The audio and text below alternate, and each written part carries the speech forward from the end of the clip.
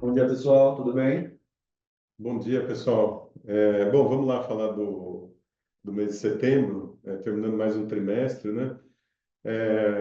Bom, você vê, o mês de setembro foi bem movimentado aqui, né, do ponto de vista de juros, juros lá fora, principalmente, né? Teve o corte de juros do Fed, subida de juros aqui, o pré abrindo bastante aqui, atrapalhou bastante a parte doméstica aí do mercado, uma parte da nossa carteira. E a gente teve China, né, com os estímulos, que acho que esse foi a grande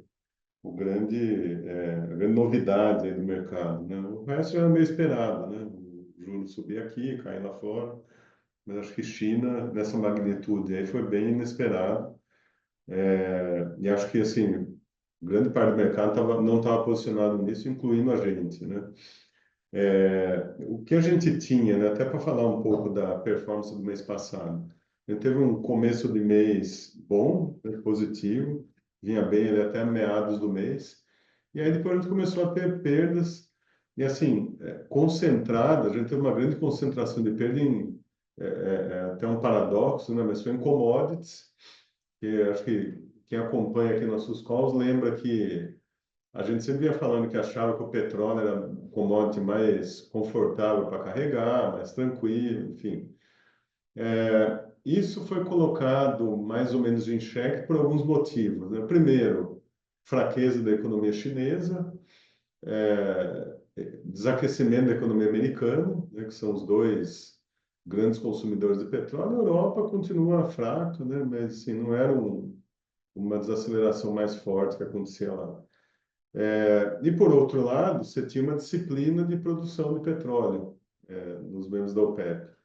O que começou a ser quebrado aí é que, por alguns deles, alguns dos membros da OPEP não estarem cumprindo as cotas, a Arábia Saudita acabou dizendo, olha, pode ser que eu também não cumpra, então aí o petróleo pode buscar $50. Então esse é o primeiro risco que apareceu aí.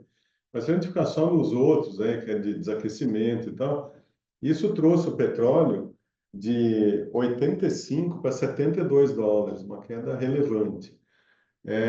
E com isso pega muito mais nas juniors aqui no Brasil, né, do que na Petrobras, naturalmente, né, pelo custo de produção de petróleo. Na Petrobras é muito mais baixo do que da 3R ou da PetroRio.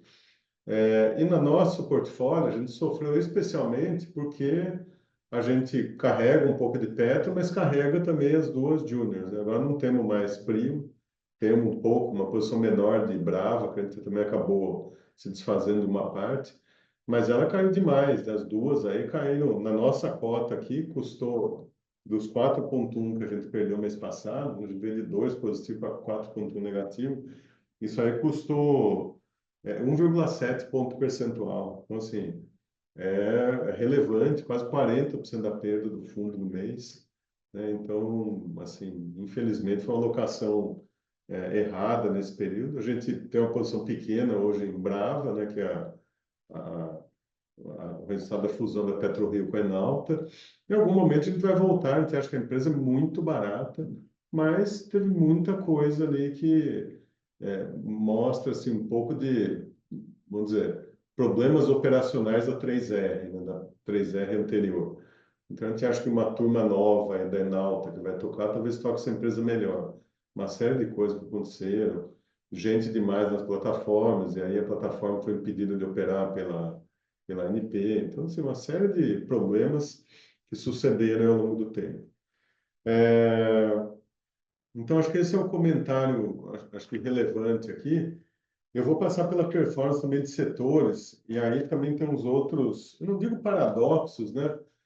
Mas assim, outras coisas que a gente carregava na carteira e que acabaram, né, coisas defensivas performando tão mal quanto aqueles temas mais ligados aí a mercado doméstico, enfim, como varejo, consumo, locadoras, veículos. Então, assim, a segunda pior rubrica na performance do fundo, por incrível que pareça, foram os utilities.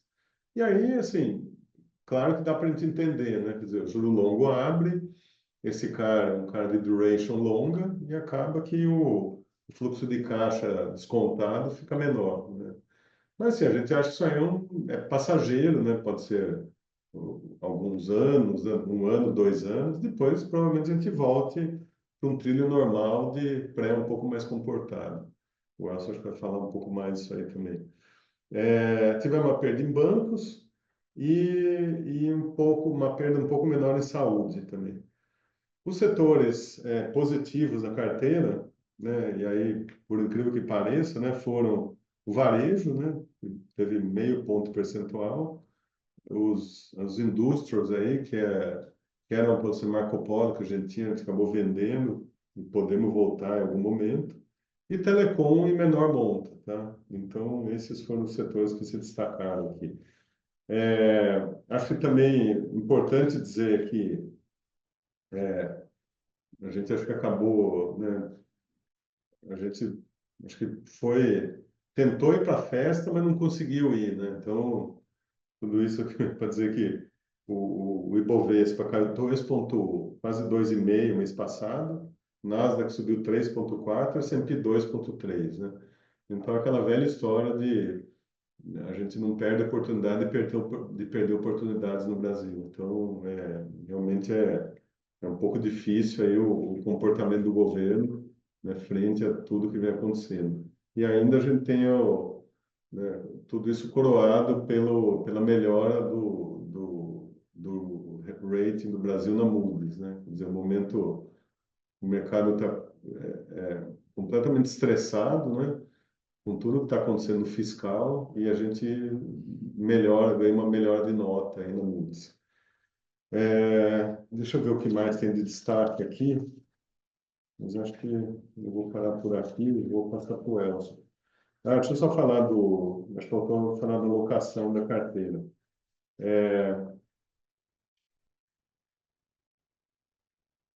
A gente está, né, falando em alocação atual da carteira, né?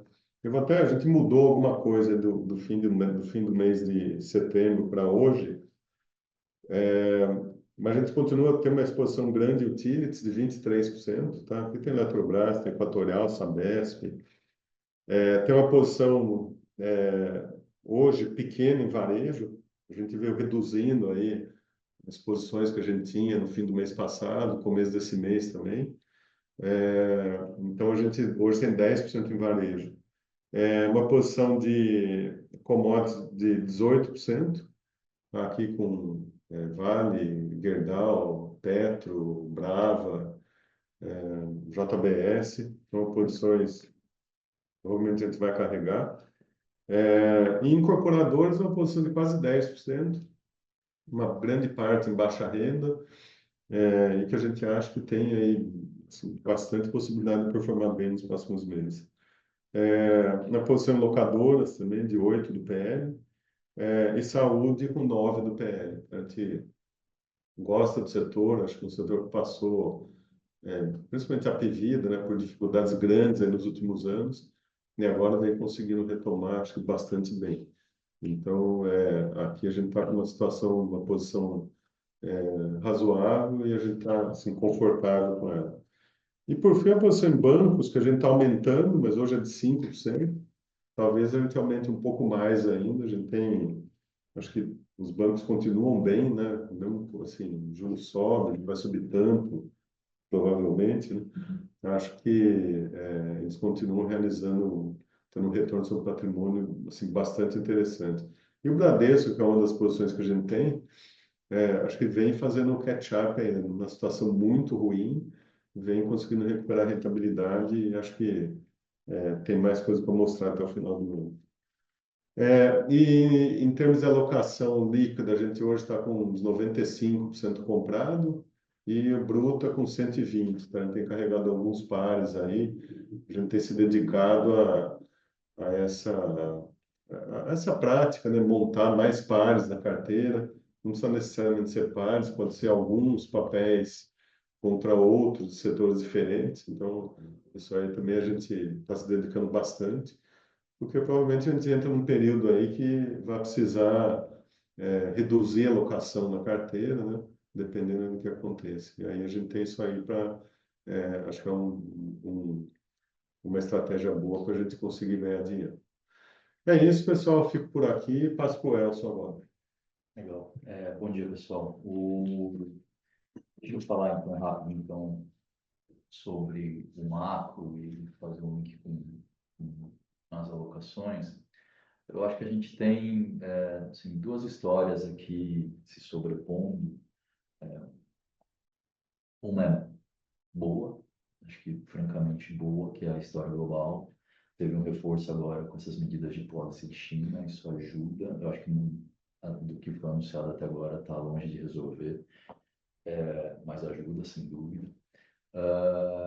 E tem uma questão que tem vindo já há algum tempo, que é a flexibilização de juros para a US. Acho que esse quando você vai olhar para a alocação, a razão da gente estar comprado é olhando muito para esse equilíbrio mais positivo lá fora. O que está acontecendo? Eu vou falar um pouco sobre esses pontos, aí depois a gente fala sobre o Brasil, que acho que é o grande desafio que você tem do ponto de vista de fundamento.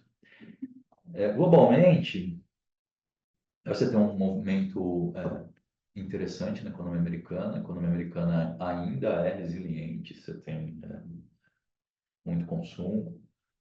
Esse consumo é cada vez mais dependente do mercado de trabalho, é verdade. Mas você não tem problemas de excesso de alavancagem.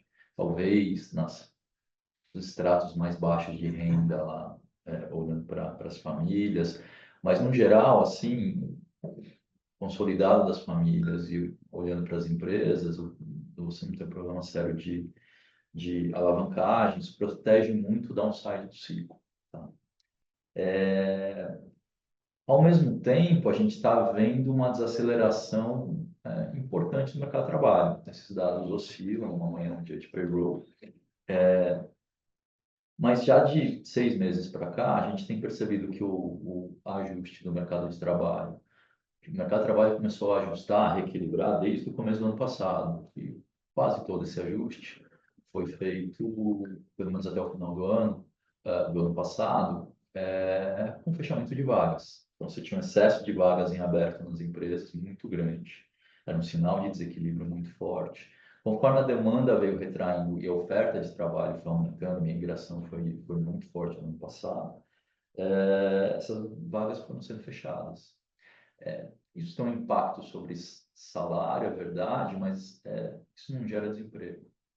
Então, foi um ajuste indolor nesse período todo. Por isso que você via a inflação caindo, com os dados de emprego, com os números de emprego ainda muito fortes. De uns 4 meses para cá, sim, a gente começa a perceber que o mercado de trabalho começou a mudar um pouco a dinâmica.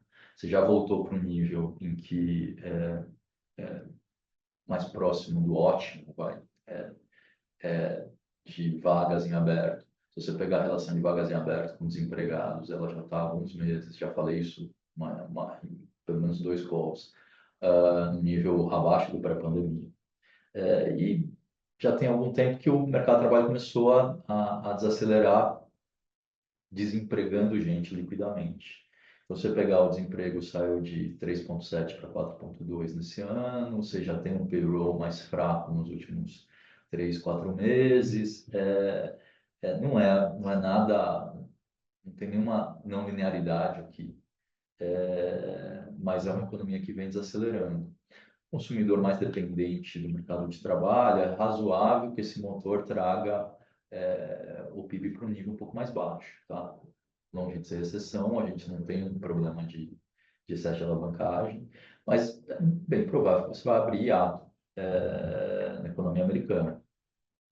Se a gente tiver certo com relação a isso, e aí entra um fator que acho que é super importante, pela curva de reação do Fed nova, e hoje a curva de reação do Fed é olhar para o mercado de trabalho, a gente tem pernas boas aqui de corte de juros, tá?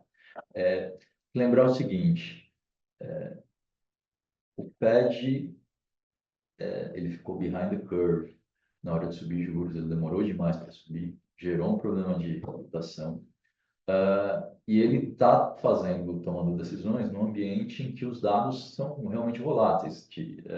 A leitura não é fácil. Você pegar a inflação, por exemplo, no começo do ano, no final do ano passado estava super bem, nos primeiros 2, 3 meses desse ano veio pior e voltou a cair, consolidar uma queda a partir daí. Mas assim, a gente tem bancos aqui que não são triviais, mesma coisa para atividade. Muito difícil você extrair tendências aqui com os dados curtinhos. Fed com dificuldade para ler os dados e com problema de credibilidade, o que ele fez agora quando chegou a hora de baixar juros? Ele esperou. Isso leva um risco dele ficar behind the curve. E aí eu acho que ele mudou a curva de reação, assim, ciente disso, a partir do mês passado, o Fed mudou a curva de reação dele. Ele está claramente olhando para o mercado de trabalho, ele está muito mais confortável em relação à inflação. Eu acho que ele está claro que ele está se preparando para uma sequência longa aí de cortes. E ele dá a opção para o mercado de que se o desemprego vier um pouco pior, se o mercado de trabalho acelerar um pouco mais a queda, ele acelera os cortes. Ele fez isso na reunião de setembro, por exemplo. Eu acho que isso é uma situação confortável. Assim, historicamente, os períodos em que o Fed vem desacelerando, vem cortando juros, sem que você veja uma recessão no horizonte tão forte, são momentos muito positivos para o mercado. Eu acho, assim, talvez não seja um soft landing maravilhoso, acho que a economia desacelera um pouco mais, mas se a gente estiver correto na leitura, sem uma recessão mais aguda, queda de juros é bem importante. Isso espalha o dinheiro. Não é do dia para a noite, esse é um processo, então a gente vai ver isso nos próximos meses, essa aposta. E eu acho que é muito bom para ativos de risco, tá? Então, acho que isso justifica o estar comprado e ter exposição em equities na nossa carteira. Onde está comprado, aí tem tem uma heterogeneidade. Então, acho que a gente tem que falar um pouco sobre isso também. Primeiro, eu acho que o que aconteceu nesse mês, que há 2 semanas, que foi uma, eu acho que teve uma mudança importante no policy chinês, pelo menos na maneira como um sentimento de urgência que o governo chinês está encarando o problema econômico. Esse negócio ficou mais claro a partir das últimas medidas. Não acho que o que eles anunciaram é o suficiente para tirar a economia de uma dinâmica de deflação. Claramente você tem um problema lá, você tem um problema, na verdade, você tem um problema de encaixe de policy. O, você está com a demanda caindo, porque você tem um problema no mercado imobiliário muito grande, que não está resolvido ainda, está muito longe de estar endereçado, continua vindo para baixo, de um lado. Isso gera riscos, tanto do ponto de vista de riqueza das famílias, quanto do ponto de vista do collateral para o sistema financeiro. E essa desconfiança está trazendo a demanda mais para baixo. A demanda global também não está fantástica. Você tem problemas de tarifas, você tem risco geopolítico, você não vai conseguir resolver isso via exportação. Eu acho que você tem que orientar, está muito claro, você tem que, assim, isso é meio by the book, você tem que orientar os estímulos todos para a recuperação de demanda. Uma parte é subsídio direto para as famílias, transferência de renda, outra parte é resolver o problema do mercado imobiliário. O problema é que o policy chinês, por questões geopolíticas, está todo orientado para fazer política industrial, estímulo à produção. Você já tem um problema de demanda, eles estão estimulando ainda mais a produção de bens de valor agregado maior. Isso não vai funcionar. Eu acho que isso está meio claro. O mercado dobrou a aposta nisso ao longo dos últimos meses. A China estava começando a pegar uma espiral muito perigosa. E aí mudou o sentido de urgência do governo. Tá? Não é o suficiente ainda, eles não vieram com nenhuma bala de prata para o mercado imobiliário, mas mostraram claramente que a intenção é estabilizar. Começaram a soltar um pouco mais de fiscal, ainda que num nível que é insuficiente para resolver o problema. Deixaram clara a importância de trazer o consumo para cima. E começaram um policy monetário bem mais flexível, né? Monetário de crédito. Só isso vai adiantar? Não, mas já tira pelo menos o risco de você estar pegando uma dinâmica recessiva no curto prazo. Isso já squeeza quem estava vendido em China. Isso já é importante.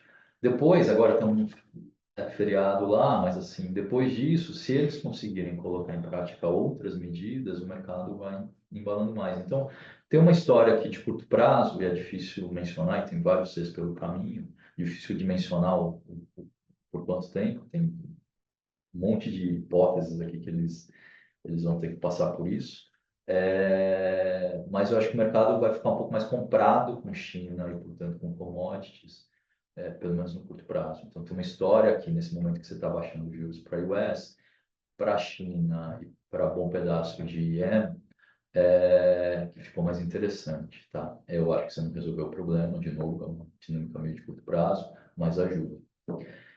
Então, tem que ter um pouco de commodities na carteira. Petróleo foi mais difícil, oscilou, teve questões idiosincráticas aí em cada empresa. Mas eu acho que faz sentido ter um pouco de commodities, pelo menos no curto prazo, mais exposição a commodities na carteira. Para Brasil, aí é um pouco isso que o Marcelo disse, assim, parece que você está naquelas festas que o garçom nunca te serve, né? É um pouco isso. Por quê? Eu acho que tem assim, um fator que eu acho que eu diria que o mercado tem um peso talvez excessivo, e tem um fator mais estrutural. Foi meio contemporâneo a queda de juros do Fed, o sentimento de deterioração fiscal que no Brasil piorou.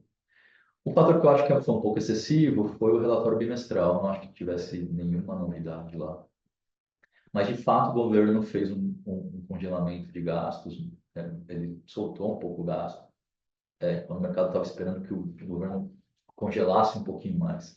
Não falando de 5 bi para cá, que o mercado esperava que o governo congelasse, o governo soltou 1 bi 600.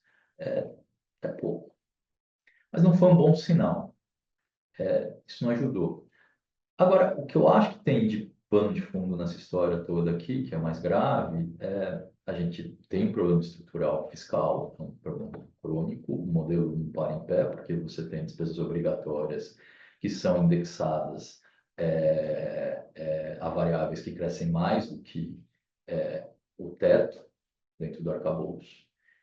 Como o grosso das despesas é despesa obrigatória, para você ficar compliant com o arcabouço, você tem que fazer cortes nas despesas discricionárias muito grandes. Isso não para em pé, esse negócio vai acabar já em 25 para 26, você já tem um problema muito grande. Então, você tem que resolver esse problema da indexação das despesas discricionárias. Tá? Essa é a grande questão. Outro problema que surgiu nessas últimas semanas, e esse é um ponto que acho que faz sentido para o risco que o mercado colocou, a profusão de medidas parafiscais que começaram a surgir. Algumas delas não foram inventadas agora, no recente. Para ser honesto, esse negócio foi para o Congresso há mais tempo, mas está lá, dentro do estoque de medidas que o governo está patrocinando. A minha impressão sobre isso é péssima, evidente. Esse negócio anda como Dilma, respira como Dilma, é a política da Dilma. Não tem muito o que falar. Um fiscal, talvez no momento um pouco melhor para se fazer isso com um pouco mais de folga. Mas você simplesmente abandonar as regras fiscais que você tem agora, porque você vai fazer um pedação da expansão de fora do orçamento. Eu acho que esse é um caminho que esse governo tende a seguir. A gente tem que lembrar que esse governo é ruim do ponto de vista fiscal, ele gosta de gastar, e aí é o Lula, é o PT, mas todo o centrão que está lá dentro do governo gosta muito dessa história. Então, no fundo, o que a gente está vendo hoje é uma briga de espaço e de definição de policy. Você tem, de um lado, todo esse governo que vai vazando essas medidas parafiscais, Então, o entorno é todo gastador. E você tem o Haddad, a equipe da Tebet, a equipe do Haddad, e agora o Galípolo. Você tem gente que está falando, olha, Lula, se você for por aí, você vai perder a eleição. Quando eu olho para... Isso é um negócio que está indefinido. Nós vamos saber, talvez, provavelmente, em pós-eleição agora, logo depois das eleições municipais. E, no fundo, assim, Haddad, time dele, tem sinalizado isso, que eles estão preparando um conjunto de medidas que vai subir para o Lula, para endereçar a questão mais estrutural fiscal, para subir para o Lula, para fazer, para que a decisão política seja tomada. Também na versão desses caras e na versão, uma parte da imprensa dessa história, o Lula teria se assustado lá com aquele câmbio muito depreciado no final de junho e recuado. Se você olhar, tem sinais críveis disso. Ele parou de falar mal do fiscal, parou de jogar pedra no ajuste e bancou a subida de juros, bancou o Galípolo e assim, o PC subiu juros com o voto do Galípolo, o Galípolo com um discurso super rock, não tem ninguém dentro do governo reclamando. Então, aqui parece que teve uma inflexão. Mas, assim, é pedir um bocado para ele mexer em saúde, educação, mexer no BPC. São questões que não estão completamente endereçadas nem na cabeça do Lula, nem no PT. Então, tem uma decisão para ser tomada aqui. Do outro, a gente vai vendo essa profusão de tentativas do governo de pai passar. O Lula está bancando o ajuste, beleza, vamos fazer fora do orçamento, então, fora do arcabouço. Ele vai ter que tomar uma decisão. E eu acho que onde a gente vai ter o sinal dessa decisão é quando o time econômico colocar essas medidas, e aparentemente vai ser no pós-eleição, e o apoio político que o Lula vai dar a elas. Tá? Que a gente vai definir o que vai acontecer com o governo daqui nesse último ano e meio. E, portanto, se a gente vai participar da festa global ou a gente vai continuar no canto dela sem ser convidado. Que eu acho que faz sentido do ponto de vista de posições aqui, de estratégia. Quando eu olho para a curva de juros, você está precificando um ciclo que a Selic vai até muito perto dos 13 e ela fica, assim, tem muito pouca queda. No fundo, o que o mercado está dizendo ao mesmo tempo, antes disso, se você olhar para o câmbio precificou melhor essa melhora do cenário global. Ele está basicamente andando junto com as demais moedas de emergentes. No fundo, o que o mercado está dizendo nesse lado é que, olha, não é um risco de solvência, não é um risco de curto prazo de que mecanismos de dominância vão começar a agir, você vai pegar aquela dinâmica perversa de piora fiscal, câmbio deprecia, BC sobe juros, piora mais o fiscal, câmbio deprecia, por aí vai. Isso não está acontecendo. O que acho que o mercado colocou, na verdade, foi o risco de você seguir fazendo expansões fiscais, através, por exemplo, de instrumentos do parafiscal, daqui até a eleição. Então, você vai continuar com o fiscal expansionista, a economia não desacelera, ou você tem que fazer um ciclo de juros maior, e os juros ficam levados a perder de vista, e depois você tem a eleição pela frente. Sim, eu acho um pouco assimétrico isso. Concordo, acho que o mercado botou no preço, no fundo, o cenário de que a versão do Haddad não vai prevalecer. E talvez seja até o mais provável. Difícil dizer, botar probabilidades aqui, mas assim, não dá para comprar essa ideia a valor de face, sem dúvida. Mas, por outro lado, você tem um cenário global muito bom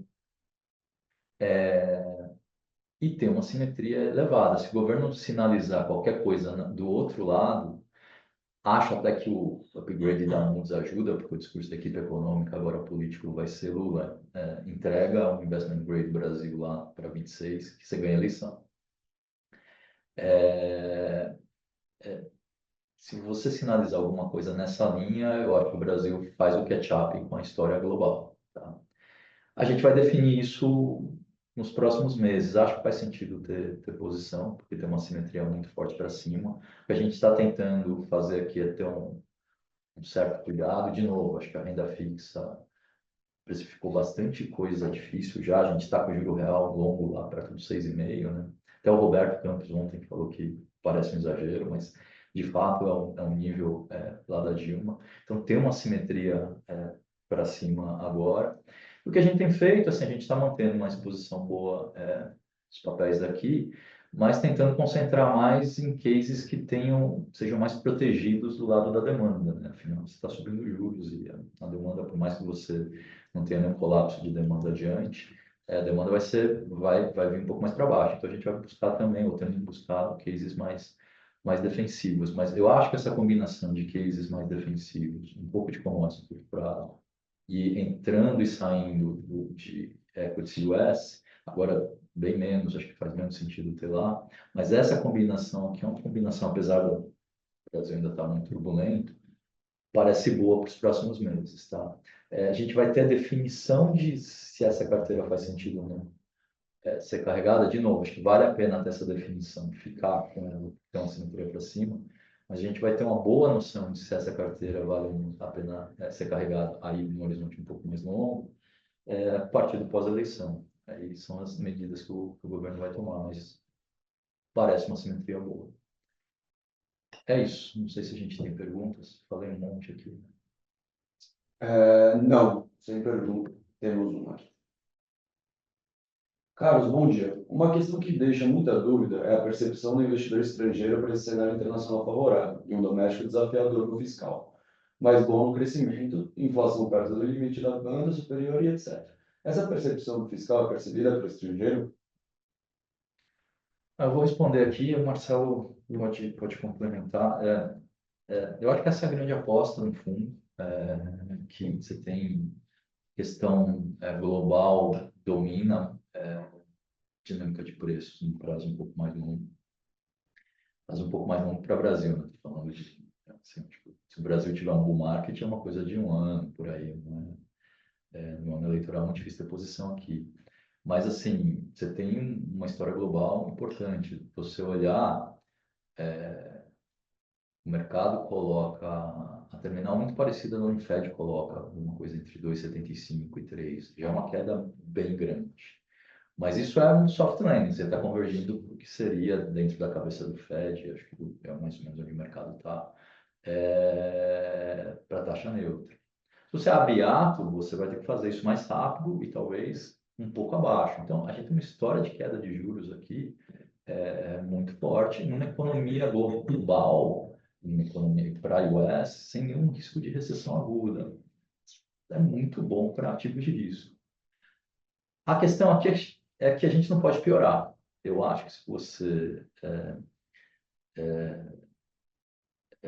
continuar no nosso problema de deterioração gradual no fiscal, eu acho que o mercado compra essa história, até porque você tem 26 e aí você muda, tem a chance de mudar o modelo a partir de lá.